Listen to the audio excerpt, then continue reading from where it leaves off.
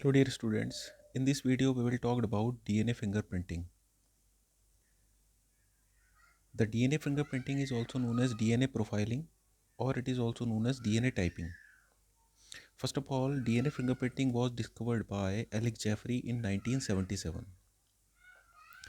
Now, according to the scientist, 99.9% base pairs which are present in human beings or the base pair sequences, they are same in all types of human beings.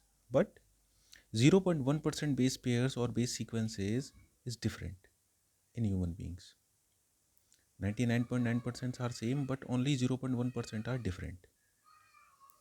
Whenever for the DNA fingerprinting we will separate the DNA with the help of a process which is known as density gradient, then these types of DNAs are separated into two types of categories. They are known as bulk DNA. Apart from that, the satellite DNA. Bulk DNAs are common in all, but the satellite DNA they are different in each individuals. They are found in a 0.1%. Now, in these satellite DNAs, it has different types of repetitive DNA sequences. These satellite DNA have got different types of repetitive DNA sequences. What are these repetitive DNA sequences? Basically, these repetitive DNA sequences are found in another two types of categories. These repetitive sequences are known as mini satellites and the microsatellites.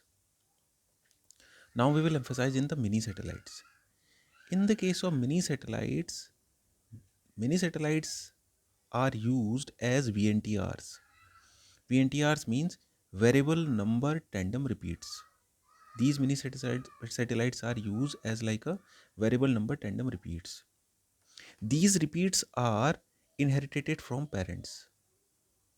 From parents, these VNTRs or variable number tandem repeater, these are inherited from the parents to the offspring. And basically, they are used as a genetic marker in a person's identification or the person's identity test. So these VNTRs are very, very important. Now, the next thing which is related to the source of DNA fingerprintings. We know that DNA is same in all types of cells, but DNA sample for fingerprinting test may be obtained from, first of all, from blood. We can also collect the DNA sample from semen, urine stains on cloths, saliva residue on cigarette butts, vaginal swab, tissue bites, and single hair. These all things are related to the DNA sample from where we can easily obtain DNA samples. Now we'll talk about the procedure of DNA fingerprinting. In the case of procedure, there are different types of steps which play a very important role in DNA fingerprinting. So, in the case of procedure of DNA fingerprinting, first of all, DNA molecule is isolated from a sample. We know that these all things are related to the sample. Suppose, first of all, we are collecting a sample from these all samples. Now, after that, now we have a DNA sample. DNA molecule is cut by restriction endonuclease enzyme. We know that we have a long DNA thread and it is cut by a specific types of enzyme which is known as restriction endonuclease enzyme. For example, this is a segment of DNA, clear? And this DNA have got a specific area. This specific area is known as VNTRs, variable number tandem repeats. These specific sites where DNA's VNTRs are present. These are the specific sites. So from these specific sites, we will cut the DNA with the help of a restriction endonuclease enzyme. After that, third step. Third step is known as gel electrophoresis. Gel gel is a type of specific types of gel which is known as agarose gel. Basically, it is obtained from the seaweed And electrophoresis means we use electrical charge, both plus and minus charge. Basically, the gel electrophoresis process is used to isolation of DNA. For this gel electrophoresis, we use a particular uh, plate. In this plate, there is a positive or negative charge, and we know that DNA have got negative charge and they will attract towards the positive charge. So long threads of DNA, they are attract or move towards the positive charge, and the small threads are separated into the negative charge. In this way, we can easily find out the different types of categories of the DNAs. Long threads are present at first, after that the short threads, then extra short threads, after that the very minute DNA segments are present here. These largest DNA and the smallest DNA, these both types of DNAs are related to the DNA bands. They act as like a DNA bands. This is known as gel electrophoresis process. Now, fourth step. Fourth step is known as southern blotting. In the case of southern blotting, we use nylon sheet. What is this nylon sheet? Whenever we whenever these types of DNAs which are found in gel electrophoresis, these DNAs are isolated DNA fragments in the agarose gel. First of all, it means first of all we will take from here DNA fragments in a agarose from the agarose gel, and they are copied onto nylon or nitrocellulose sheet. We will trace these all types of DNA in a nylon nitrocellulose sheet.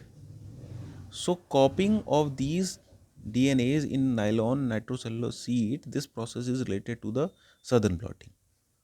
Now after that, hybridization. In the case of hybridization, we use DNA probes. What are DNA probes? Probe DNA probes are DNA fragments, but they are prepared in lab in a radioactive areas. They are radioactive DNAs, and these probes have repetitive sequence of nucleotides complementary to their own VNTRs. It means these probes have got the specific types of nucleotide sequences which is complementary to the those types of DNAs those are isolated from the gel electrophoresis.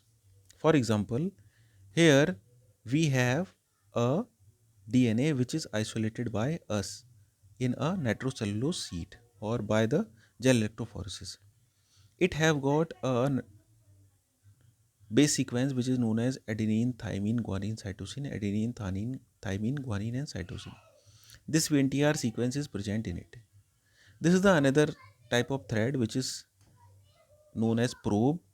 It have got the repetitive sequence of nucleotides complementary of this DNA. This DNA. For example, here we have A, then here we have T, here we have T, then here we have A. In this way, they can easily hybridize to each other. And whenever they hybridize to each other, then the particular thread is converted into the hybrid DNA. In this hybrid DNA, uh, this is blue one. This is the uh, synthesized DNA in lab, and the black one is related to the treated DNA. So this is known as hybrid DNA. Now, in according to this hybrid DNA, we can easily find out or the isolate the main DNA. That's why the hybridization process is used here. After that, sixth number, these radioactive DNAs probes bind to the repetitive sequence on the nylon sheet. This is called the hybridization, earlier explained by me. Now, sixth